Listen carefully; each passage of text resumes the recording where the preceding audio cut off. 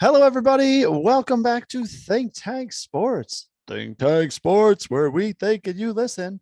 Check us out on the socials, if you would please. Facebook, Twitter, and the IG. Listen to us on Spotify for podcasters or wherever you get your podcasts, except Stitcher. Just going to keep plugging that until it gets to the end of August. I nominate that this is the last time you mention it. But anyway. That's fair. Our tens of fans are not listening on Stitcher, but if you are, we won't be there. And watch us on YouTube as we go through this. Mike's got his Giants stuff on as it is the last day of July and baseball is going on, and baseball is, holding its own, trade deadline. We're going to talk about that. We're talking about baseball here, by the way, not football. Baseball trade deadline, lots of compelling storylines, but football is starting to creep its way in. And, you got things like Aaron Rodgers making comments about Sean Payton's comments, and everybody's getting their panties in a bunch. Let's do what they call a cold open in the business. You don't need to say hi to me. Everyone knows they're here for the talent. I got it. I appreciate it. At me with your love. Speaking of football news, I don't know if you caught this. I just caught it coming into the podcast studio myself. Clemson and Florida State heading to the Big Ten in the next year or two. That will effectively end the ACC, I believe, and be the beginning of also Oregon going to go to the Big Ten. But I was more focused with you and Syracuse in the ACC. We're going to have the SEC and the Big Ten, two super conferences, and that's it. Everyone said it was coming in the next 10 years. It's coming in the next 3. You look a little shocked there. Well, I am, because I think one of the things, that they were talking, I guess it was the ACC, commissioner saying that, they were looking to add teams, not right away, but it was definitely something that they were looking at. Mike, where are you seeing this? Where did I see that? I saw that on Twitter. Let me see if I can pull it up. Yeah. As we're doing that, coach, as we're doing that, as Mike's doing that, it is the baseball trade deadline. Even just as Mike and I have been sitting here, warming ourselves up in our podcast studios, trades have been happening. Teams are getting better. Did they change the Twitter icon? Oh, yes. Change the name to X? Oh, yes. I can't find it. It is on my iPad. All of a sudden. So what does it look like? It looks like this, like I just did. Is it just the X? Yeah, it's a black X. Old man on the porch having troubles there. Anyway, this is the sloppiest beginning as we've had, folks. Couldn't tell this is our 900th episode or whatever. But anyway. So lots of trade stuff going on, and this just in, the Yankees are not involved in any of them. Nope. We debated last week, what are they going to do? Are they going to trade? Are they going to sell? Are they going to buy? We said, well, they're not going to sell because they're, close enough. But instead, Mike, we're not doing anything. And I think our good friend Steve Gross put it the best on Friday when he said Aaron Judge coming back was our big trade deadline acquisition. Yeah, I mean, there's still time, of course. The trade deadline we're 23 hours left before the trade deadline expires at 6 p.m. Eastern Standard Time tomorrow. But the struggle is real for the Yankees, that they're not, that they just, and as we sit here, I think the last trade that you just mentioned, the Cubs decide to be, and the Cubs hurt the Yankees tremendously by playing well lately. And, now becoming buyers. Yeah, right. Cody Bellinger is not on the block. Neither is his dad, Clay Bellinger. And the Cubs go out and get, is it Heimer Candelario? I think that's exactly how I've heard it. Whether that's right or not, that's. The Cubs go out and get him. And he, as an infielder, he was a guy that the Yankees were targeting potentially for third base. So the Cubs, who, a week, 2 weeks ago, everybody's like, well, they're selling. Now they're buying. So not only is no Bellinger, no Stroman, no somebody out of the bullpen whose name I can't remember, but they're buying, right? So they're taking people who are looking for. So it's addition by subtraction and subtraction, double subtraction. Yeah. Big integer math going on here. Yep. See what Mike did there if you're not paying attention at home?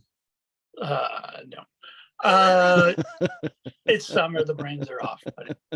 So the Yankees do get Judge back, but I got to take, I know I'm not going to go down another 10-minute rant of I'm sick of these players coming back, but not really being available. And I know Judge wanted to play yesterday. Yep. No, you did. And you did that last week and the week before. Right. It's so tone deaf though, for them to not play him at least a DH yesterday. Yep. You want to get him off the field? Okay. I get that.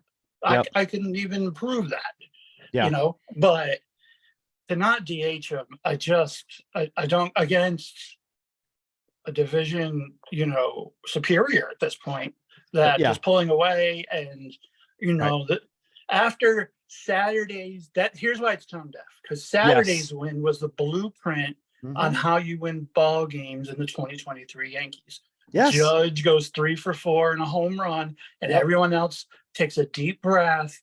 And LeMahieu's ripping the ball down the left field line, and Rizzo's getting a hit. Stanton homers. You get everything that we wanted all year long. Exactly.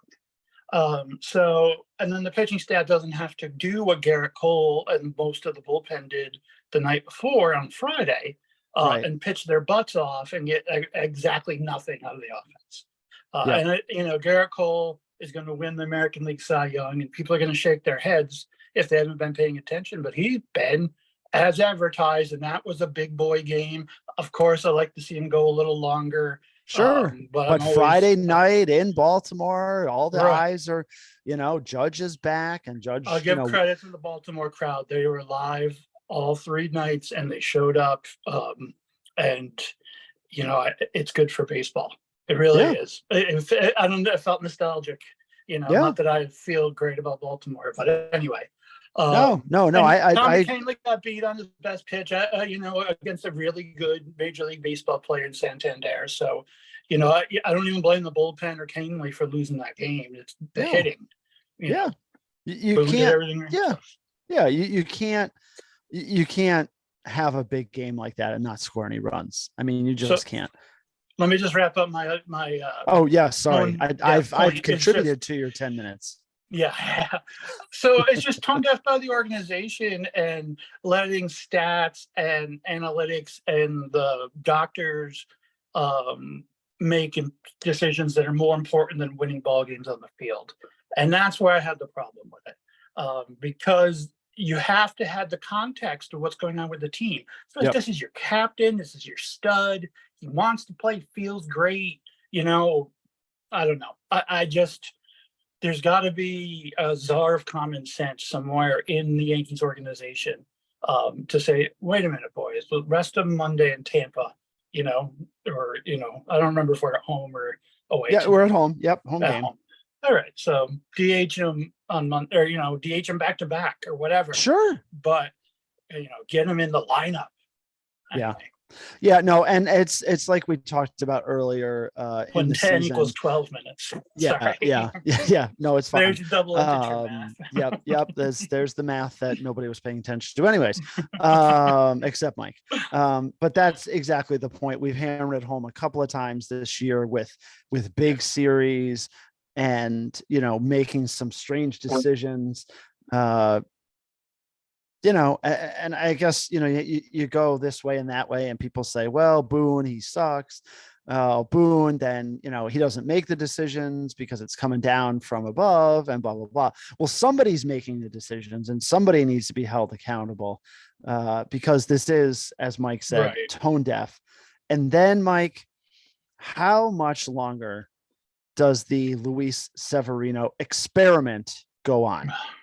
Well, it's The a diminished guy, asset now. You can't trade him now. You get right. Now you can't trade him. Bucket of balls back for him. But the guy is awful. Now we're in another stretch where he's gone, Well, 4 games now with 5 runs or more. He's done that so twice Cortez this year. comes back. Who drops out? I mean, we all thought it would be Schmidt, but really, wouldn't you rather have Clark Schmidt right now in the last 3-4 starts than Severino? Oh yeah. Well, and he's then at least keeping you in the ball game if you can slug a little. Yep. He's then, not going to dominate. But. We get the news that today that Domingo Germán was doing one too many armpit farts. I'm joking there, and has armpit discomfort. And is scratched from his start tonight, and they call up the burrito. Nice. So he deserves it. He deserves it. Yeah. His last start and a half were really nice. So yeah, good. Yep. So the burrito's coming back, but yeah, I was hoping Devi Garcia when you hesitated, but I was happy you said no. But I think Devi Garcia, you have to consider taking Sevy out of the starting rotation. Right. Either Devi Garcia is an asset and you now need to employ that asset because you have a diminished asset in Severino. Yeah. But, that's not they're paying Severino a lot of money. Yeah. To put him in long relief or, which he would be really good at actually. But. Right. And so they sent Marinaccio down. He did pitch good last night, but 7.36 ERA in July. So he's got to go back down and work on some things. He needs a rest too. I bet he just doesn't do anything for 3 days. You know what I mean? Yeah. Yep. So, there's that going on, but Severino, comes out and I literally looked down at my phone and I was like, that's it. I'm done. It's 7-0 in the first freaking inning.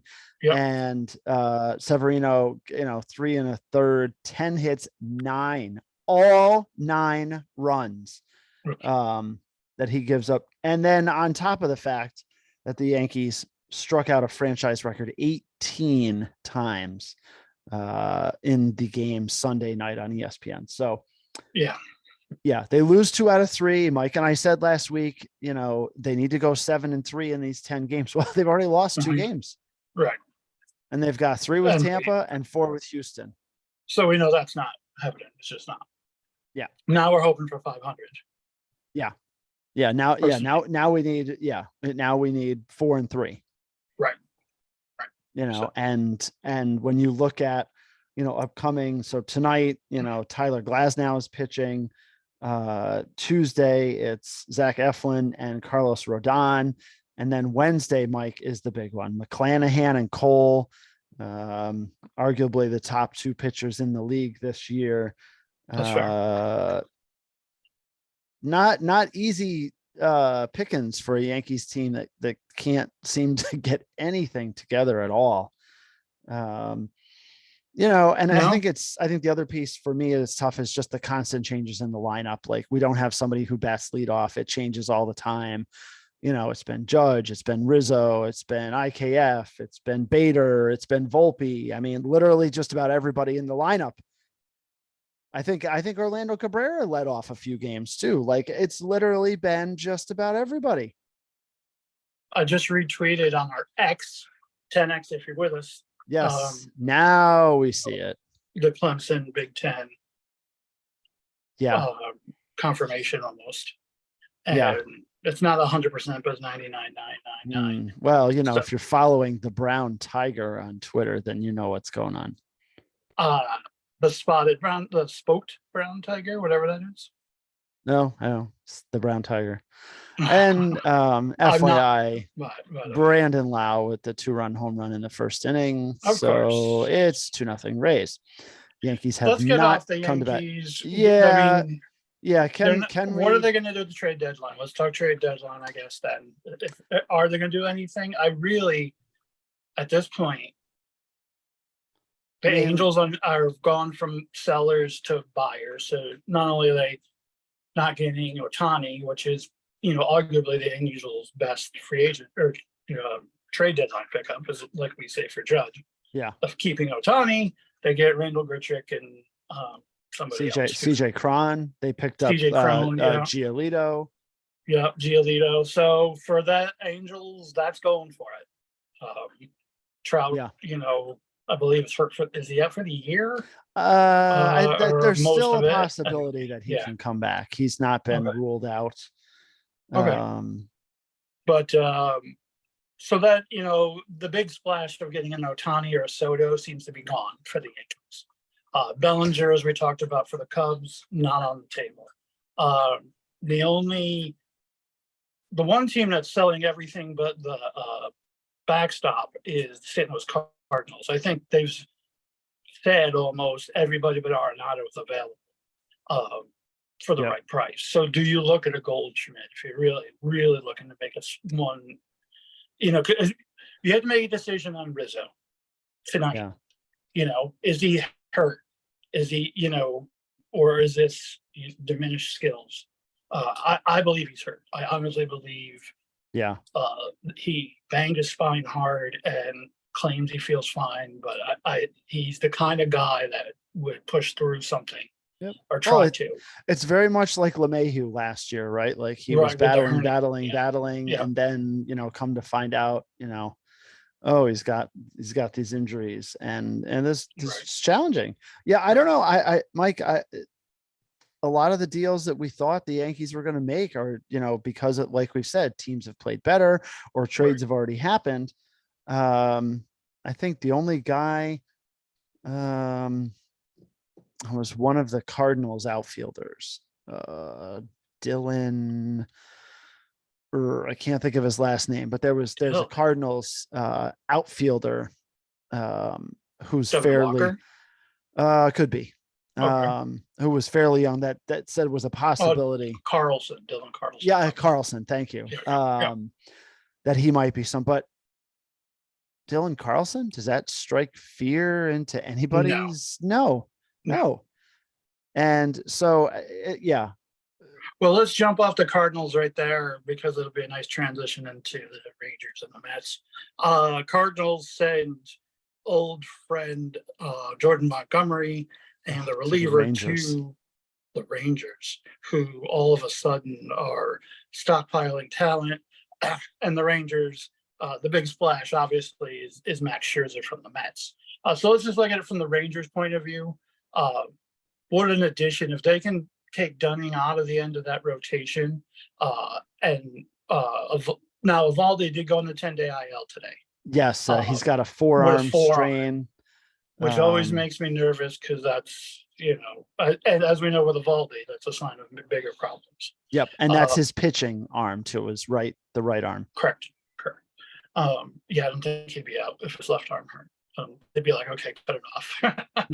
We need you. But anyway, maybe that's a little amputee humor here from the handicap. Oh, well, you're entitled. Thank you. Anyway, they're stockpiling, a heck of a roster, even if Evaldi doesn't come back. But if he does, that rotation is lights out. I do believe Scherzer still has a little bit left in the tank. He's going to. This is probably the last hurrah. It's got to be. Now, how great is his agent? Scherzer's getting $15 million essentially from 3 different teams to play baseball for the next 2 months, because the Nationals are still paying him. Sign me up. Yeah. And now the Rangers. I can't believe my kid never learned to pitch. But anyway. He did catch. Catcher is a very important position, and he could have. He sucked at catch. Okay. He was more of a retriever, but he could hit. Go to hit. But anyway. I was trying to give Andrew some props here. Andrew, if you're listening, I was supporting you. Your father was stomping on you. Yeah, he's used to that. Some parenting techniques never go away, Dave. Generation. Anyways, we are. Let's not devolve into chasm. Yes. The Rangers also. The Rangers are good. The Rangers are a problem. They also get this Stratton, Yep. guy for the bullpen. But Mike, I look at his number. I'm like, all right, 53 and 2/3 innings, 59 strikeouts, but he's 1-1 with a 4.36 ERA. Right. I don't know. That doesn't move the needle for me, but It's got to be an upgrade. it's got to be, yeah. Done it.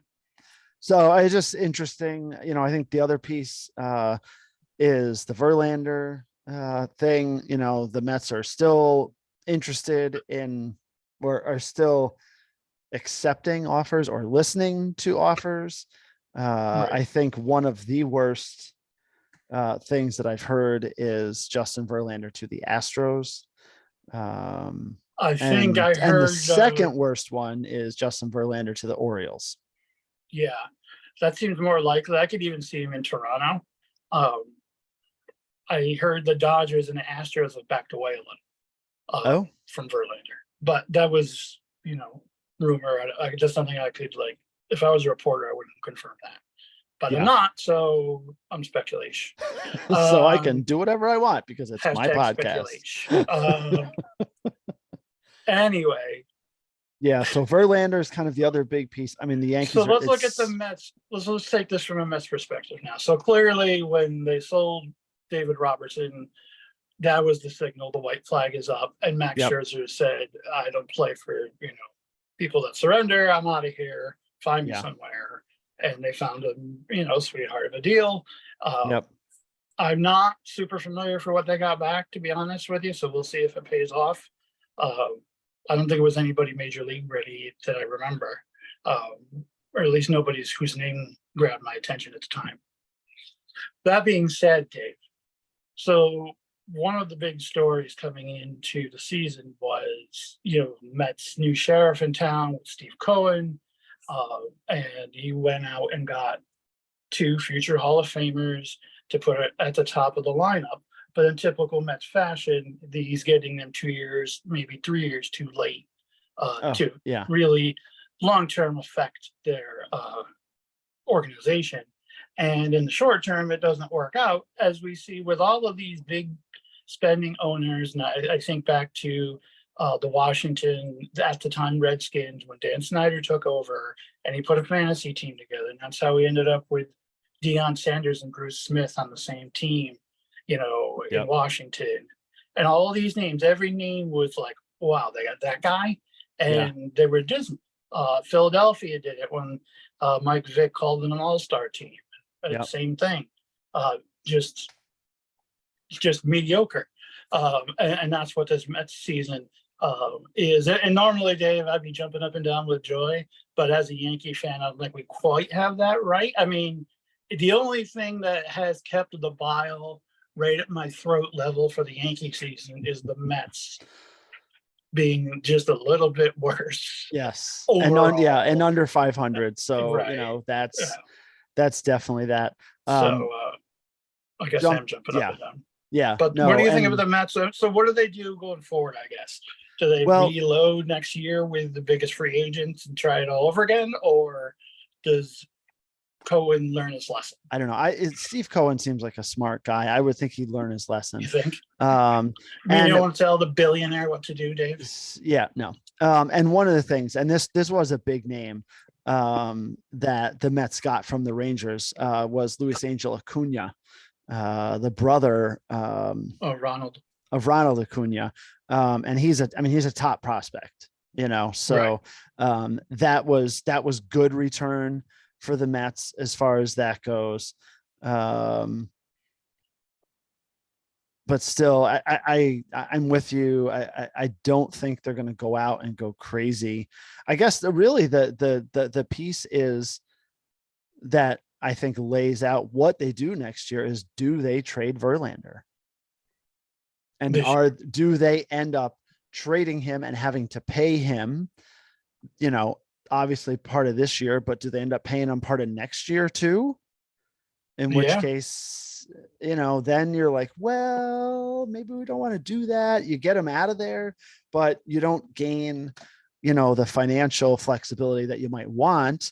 Not that billionaire Steve Cohen needs financial flexibility. Like some of us do. So yeah, I don't know. But I think Verlander, I shouldn't say I don't know. I think what happens with Verlander goes a long way towards determining what they do moving forward. That being said, they also get Mark Canha shipped off to my Milwaukee Brewers. Is that a big bat for the Brewers? Not huge, it's not a Bellinger or somebody like that, but I can see Canna flourishing in that environment and in that lineup. A solid contact. They're going to play a different brand of baseball than the Mets. That Yeah. want him to hit home runs. I think he's more of a good gap hitter. And so, the Brewers make a little bit of a move with their pitching. They could be scary in a longer series where they can get a little extra rest and maybe use 3 starters. They could be really scary. Mm-hmm. Yeah, no, I mean, so. you've been on the Brewers for a couple of years.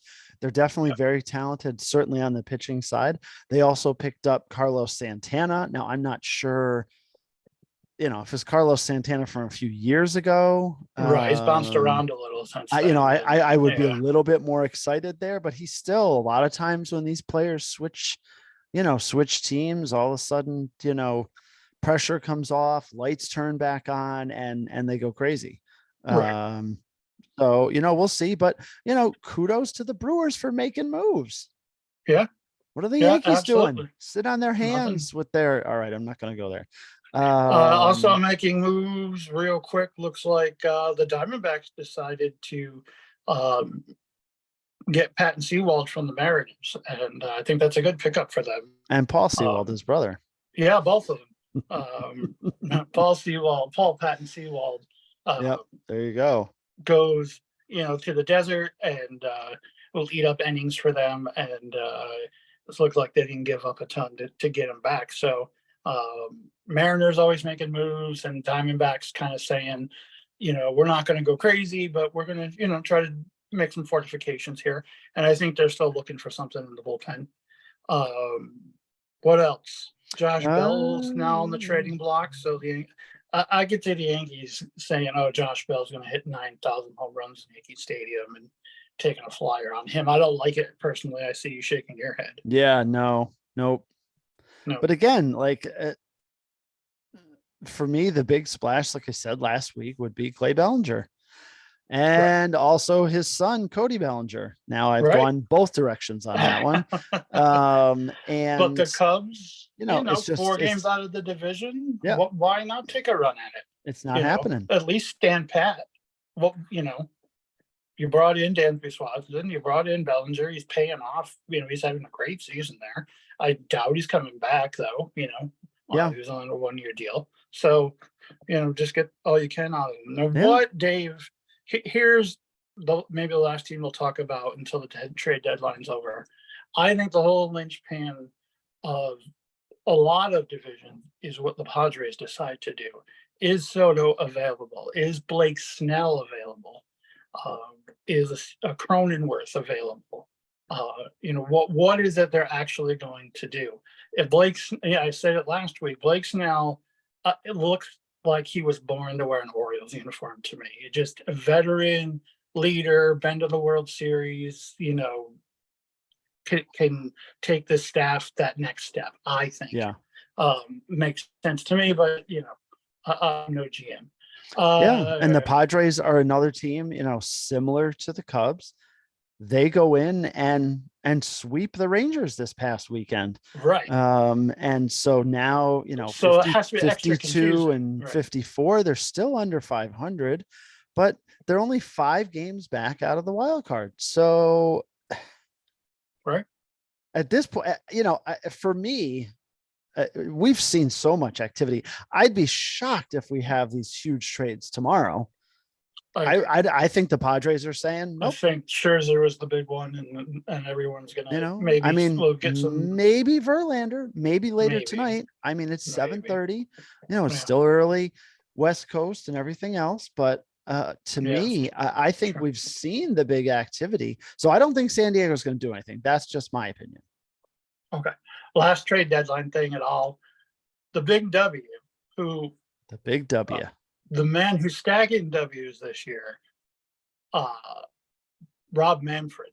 with this trade deadline activity, with all of these teams now in the playoff contention, you would not have seen this 2-3 years ago. All these teams, how many teams did we talk about that could be sellers, could be buyers, and we're 18 hours, 24 hours from the deadline, something like that, less than 24 hours from the deadline. I mean, if you include Seattle, it's 10 teams in the American League. 1, 2, 3, 4, 5. So we didn't talk about the Marlins, but they made some minor moves, right? Yeah. I mean, the Cubs, the Padres, the Mets. And you're talking about more than half the league. Right. Yeah. So Rob Manfred, sign me another up. W. Have you seen the attendance records? In stadium attendance is up just about 10% across the league. Wow. And it's all because of the pitch clock. Sure. I was, as you guys know, super skeptical going in. I still would like 5-second extension, but that's just me. But how can I quibble at this point? It's been great for television. Actually, it's hurt some of the regional programming because the games are so short. They're actually ending up with blocks of time to fill, which is interesting as well. But anyway, Manfred stacking W's and not out there bragging about it too, which I love. So yeah. But at some point, he should be. Yeah. I mean, he should be saying, maybe not bragging, but just saying, we're really excited about how baseball has gone. And then, he usually does a little state of the MLB before the playoffs start. So we might be waiting till October to hear from the big guy there in Major League Baseball.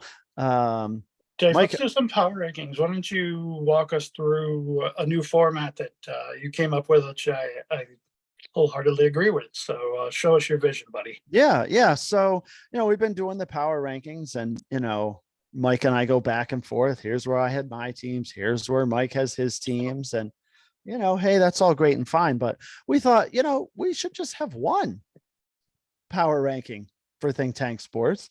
And, so we're going to debate here a little bit and, hopefully Mike and I disagree. It doesn't always happen. And we always go, it'd be nice if we disagreed once in a while. But then we'll be able to put this out to all of you and say, hey, here's our top 10 power rankings. What do you think? Do you agree? Do you disagree? Our tens of fans, we can put it out on Twitter and see what happens and put it out on the socials. So that's the thought here. So we're just going to kind of go back and forth a little bit, which we normally do, but we're going to have to come to some decisions on the top 10 as far as the power rankings go. So that being said, I think these bottom nominations, Dave, are going to be probably more hotly contested. The top pretty much falls into line after, pick number 5. But so I nominate for the 10th rank. In the first inaugural Think Tank Sports, We Think and You Listen, Major League Baseball draft or power rankings. Never mind the Cincinnati Reds, as mediocre as that rambling sentence I just put together. Listen to this. So I just think this is interesting. Since May 25th, they're 34-10 when they don't play the Brewers. Problem is they're 3-10 against the Brewers in that stretch. So that's going to cost them. But there goes their playoffs. Yep. But and that's it. As we talked last week, that they're done with the Brewers. That's it. 13 games. They stunk. Right. So now where does that put them? They're still right now. They're a half game ahead in the Central. 58-49, so 9 games above 500. The run differential, Dave, is a hardy +3. Yeah. 3x if you're with us. Hashtag big boy clothes. Oh yeah. They're 28-26 at home, 30-23 on the road, which is a saving grace for sure. So I think the Reds. Probably a playoff team in that Central Division, although I like the Brewers a lot. as you'll probably hear in a minute. Wow. Well, we're going to disagree right out of the gate. I have the Reds much higher than 10, based on the fact that they are in first place and they just took 2 out of 3 in LA, Mike, against the Dodgers. And the Reds playing well. So how do you want to do this? Because I can be talked into putting them higher. I'm not married. Do you want me to make another nomination then, or do you want to tell me who you thought? Yeah, let me let's sick of hearing me talk. Got it. Yep, pretty much. You had your 12 minutes and more than 10 and all that kind of fun stuff. I had the Miami Marlins, Mike, at 10. 57 and 49, starting to right the ship a little bit after a really, really poor out of the gate in the All-Star break. They won 2 of 3. Yeah, it was against the Tigers. But feeling a little bit better. They get David Robertson. He comes in, makes the save yesterday. They have a huge 4-game series starting tonight at home against the Phillies. I like the Marlins right now. Sandy Alcantara pitched a nice game over the weekend. So I have the Marlins, Mike, at 10. Okay. I had them at 11, so it would be natural for me to put them at 10. Move the Reds up. One team I just want everyone to keep an eye on is that team that I think might be on the come, Dave, is the Philadelphia Phillies. I don't have them any higher than these other teams, but just wanted to put a bug in people's ear. Harper's getting more and more strength back as he gets further away from his Tommy John surgery, but he's clearly the leader of that team. And if their young pitching holds up, Nola needs to bounce back. He's not been great this year, and really sucked yesterday. Other than if he can bounce back, and Harp, just watch out. They have the guts of a winner. So just wanted to say that. So we're at 9. Yeah. Yep. And I don't have the Phillies in the top 10 either. Mike had them at 9 last week, based off some good performances. So we have agreed the Miami Marlins at 9. Mike, I have the Milwaukee Brewers at 8. I'm sure you're going to throw fodder at me and try to convince me otherwise, but they have lost 3 in a row. They're at negative 14 in the run differential. To me, I had to put them below the Reds somewhere, even though it's just a half game difference, but just liking the way the Reds are playing a little bit more than the Brewers. So I had the Brewers, Mike, at 9. No, you're right. Lately, they've not been great. And I'm excited about their future, but you're right. The Reds deserve to be above them since they're ahead of them in the standings, technically. So can we Brewers at 9? Yep, Brewers at 9. I'll give you, but I gotta insist that the Reds go at 8. I mean, how much higher can we put them? It is the Cincinnati Reds. Okay, I will acquiesce to that. I had them higher than 8. Really? Do you care to divulge where you have them? I had them at 6, Mike. Okay. Ahead of the Dodgers.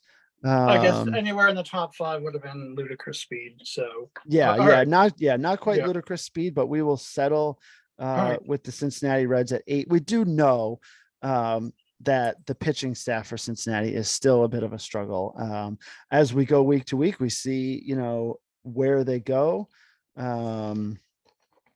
Last week I had them at 9. Mike had them at 10. So now we move them up to 8. So they're making some progress there. What about 7 for you, Mike? I have the Los Angeles Dodgers at 7. And I also have the Dodgers at 7. Interesting. In just a quirky stat, Dave, Freddie Freeman's career high stolen bases in 12 years with the Braves was 10 in one season. He stole 13 in his first season last year with the Dodgers. And then this season, he stole his 13th base on Sunday. He's really having a speed surge here at the end of his career. Yeah, well, but again, let's make sure that we're saying, hey, the rules got changed and teams are doing, things are opened up. But even Always for a smart base runner, but not known for his speed. Yeah. So that's definitely a rule change versus a Freddie Freeman finding the fountain of youth and speed. I mean, if he's got that many, then Acuna could have 100. He could,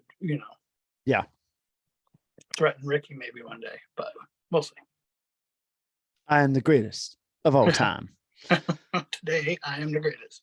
That really is humble. Ricky Henderson, and really humble. And of course, we've talked about this over the years on the podcast. Did it against the Yankees in Oakland, pulls the base up. I am the greatest of all time. Can I give you my favorite Ricky Henderson story? Oh, absolutely. Quick? Okay. As long as it's not 10 minutes long. He always talked in the third person, and he's sitting in the dugout when he's with the Mets, and he's talking to John Olerud. And Ricky used to play with somebody in Seattle that wore a helmet in the field. And John Olerud's like, Ricky, that was me. He goes, no, Ricky never played with you. And he's like, yeah, we played in Seattle for like 3 seasons. He didn't remember it. He remembered someone played with a helmet. Wow. Oh, I love Ricky Henderson. Ricky. Is he our generation Mickey Rivers? Because I believe Mickey Rivers was a similar type character in the 70s and 80s Yankees.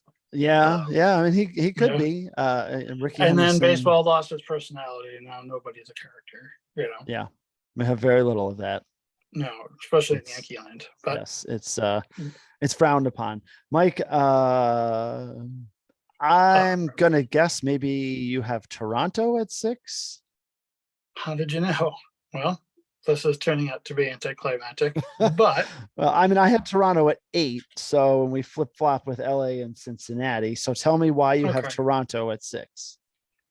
I like the way that they're coming together. They did get a reliever, I can't remember his name. And then Hyun-Jin Ryu, he comes back this week. Manoah's on his way back. As much as I can't stand him, they need him. 1, 2 out of 3 against the Angels this past weekend. Right. Yeah, they're really hitting. And like I said, if they could land, why not take a shot at a Verlander if you're Toronto? Sure. Or Blake Snell, I guess. I could see that too if he's available. So especially if they do something, I guess. I just really like. I think they're just going to be around a while, and they're playing well. So the Toronto Blue Jays at 6. Yep. I nominate the Tejas Rangers at 5. Mike, I also had them at 5. Certainly they are playing well still with a massive run differential season wise, but they've lost 3 in a row. As we mentioned, they got swept by San Diego. 3 in a row, and one of their best pitchers hurts us with a injury. Severe injury history is hurt. And so is the next best one, I guess. I forgot DeGrom too. Well, but they get Scherzer, so right. Yep. So Texas Rangers at 5. I am in complete agreement there. And this was a tough one for me, but it's because of how the teams are playing. I had the Houston Astros, Mike, at 4, as they won 2 out of 3 against Tampa, another team that is sliding. The Astros, get back Yordan Alvarez and Jose Altuve on Friday. If you weren't following this, then Yordan Alvarez gets plunked in the first inning after our friend Andrew Heaney gave up a 3-run home run. Yes. And this whole, he wasn't trying to hit him because he was 2 outs and he's trying to get out of the inning. But yeah, it turned into the whole big firestorm. Yes, fisticuffs. Just fisticuffs went on basically the whole game.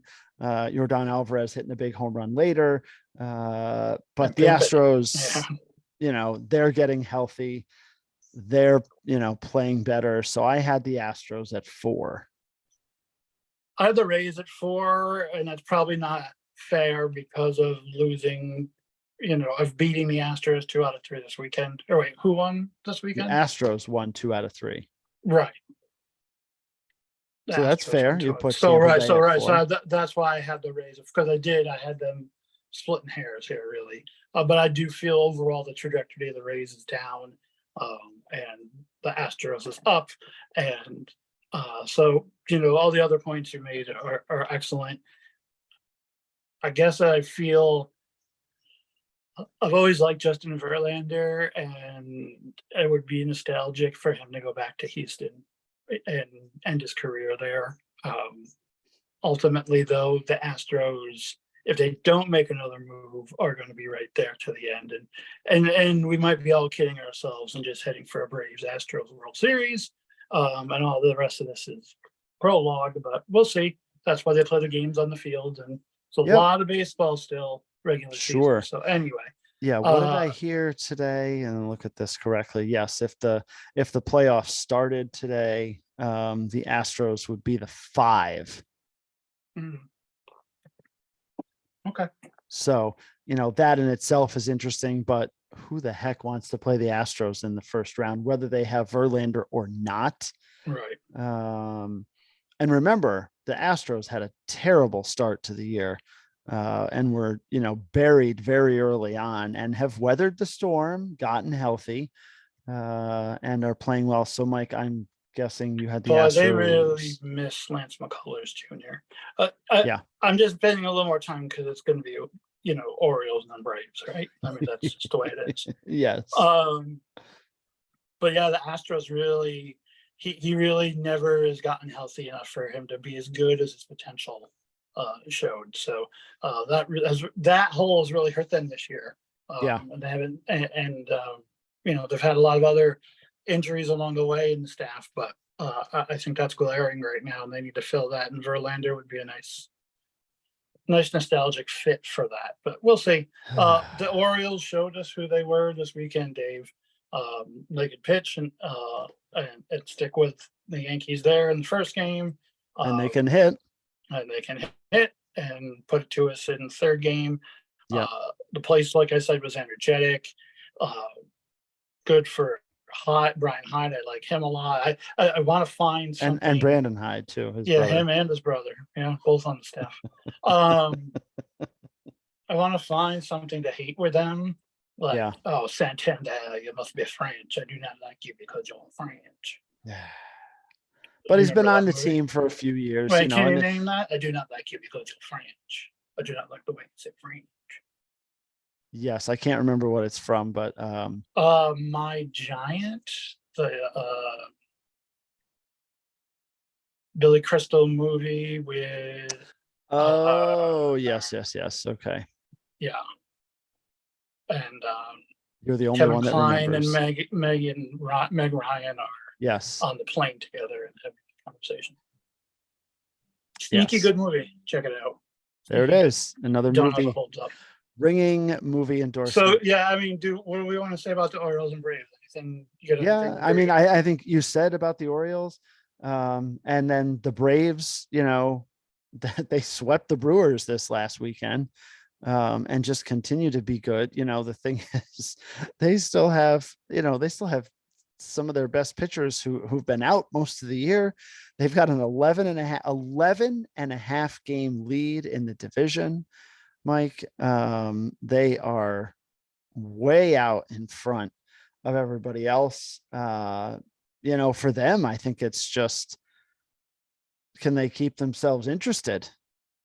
Yeah, get sharp for the Dodgers. For the last 2 months of the season. I mean, there's still 2 months left. Right, exactly. And it's not the old days where, all these kids came up and get playing time now. When September 1st hits. They've switched that around. Yeah. You get a couple players, I think, now, but it used to be, you could go to 40. Right. Yeah. Right. So you couldn't get a seat in the dugouts, but and that's where you could change pitchers every pitch. But so Dave, you had a whole podcast to ruminate. We verified it, marinate on it. Is the ACC dead? Who becomes the big dog in the ACC now, sports-wise? I mean, who's got to carry the mantle? Virginia? Pittsburgh. Okay. I mean, you're thinking overall or just in football? Somebody's got to lead from the front and go challenge these other super conferences now, and keep what talent's been leaking from the ACC into these other conferences. You got to stop that leak. I know it's a thumb in the dam. I get it, but at least it's a thumb's worth. Yeah, That's my opinion. So who's going to recruit that? Yeah, The college on the hill, Virginia, Pittsburgh. Yeah. Duke is going to step up in football. Was that possible? And had a nice year last year. Yeah, I mean they've had some ups and downs. Certainly North Carolina, they've had some really good quarterbacks and things to help balance some of that out. That's the thing with the transfer portal. There's always going to be quarterback talent now. You don't have an excuse not to at least have a shot at quarterback. You can't go in with a green. Right, you got a freshman. Yeah, right. So I mean, I'd love to say it's Syracuse, but at basketball they'll be a little bit better. Football wise, they're looking at like 7-6 again, and sure they could play well and win some games, and that's just this year. I think bigger picture, Schrader back at quarterback. Yep, Schrader's back. Yep. Okay. They had the whole LaQuint Allen issue where he had assaulted some students in December and got suspended, and then they reversed it. So now he's back at running back, and he's RB1 as far as those go. But long term, Mike, I'm not sure. I'm not sure. I mean, obviously, ACC super conference is upon us, right? Yeah. I mean, if those schools are going to the Big Ten, we know the SEC is bringing in Oklahoma and Texas. Yes. No. Another traditional, Oklahoma and Texas are going to the SEC. Yep. So, it's over. If you thought it was 10 years from now when we would have super conferences, and really the NCAA itself will be obsolete. How are they going to govern? What leverage, what power are they going to have over these super conferences that are going to have these mega exclusive rights media deals? Oh, it's running out. There's only two conferences worth watching. Can you imagine the battle for those contracts? Yeah. Numbers wise.